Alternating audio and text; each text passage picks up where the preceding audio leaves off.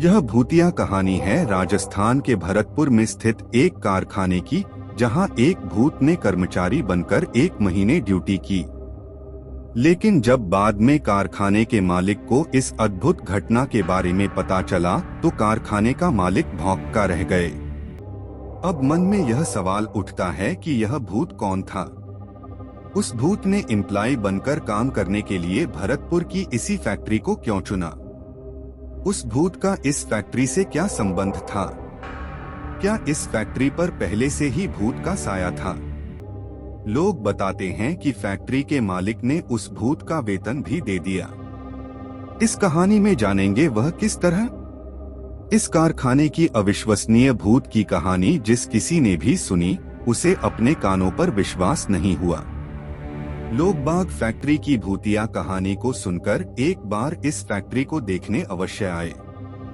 उन्होंने वहां काम कर रहे अन्य वर्करों से पूछा कि उस भूत ने जब तक इस फैक्ट्री में काम किया तो काम करने के दौरान उसका अन्य कर्मचारियों के साथ कैसा व्यवहार था।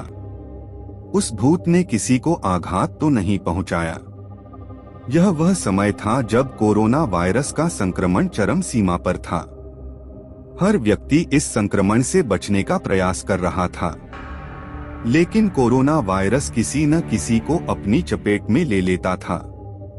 राजस्थान के भरतपुर की एक फैक्ट्री में विशाल जायसवाल गोपनीयता की वजह से नाम बदल दिया गया है। नाम के व्यक्ति काम करते थे।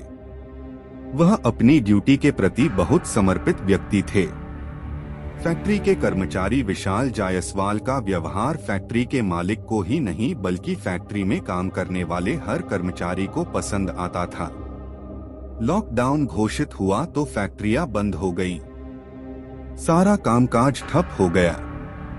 2-3 महीने तो फैक्ट्रियों ने अपने कर्मचारियों को घर बैठे वेतन दिया, लेकिन बिना काम के फैक्ट्री में ऐसा कितने दिन चल पाता।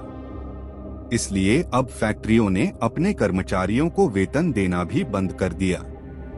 विशाल जायसवाल जो भरतपुर में एक फैक्ट्री के कर्मचारी थे, लॉकडाउन के दौरान फैक्ट्री द्वारा वेतन न दिए जाने के कारण वह मायूस रहने लगे।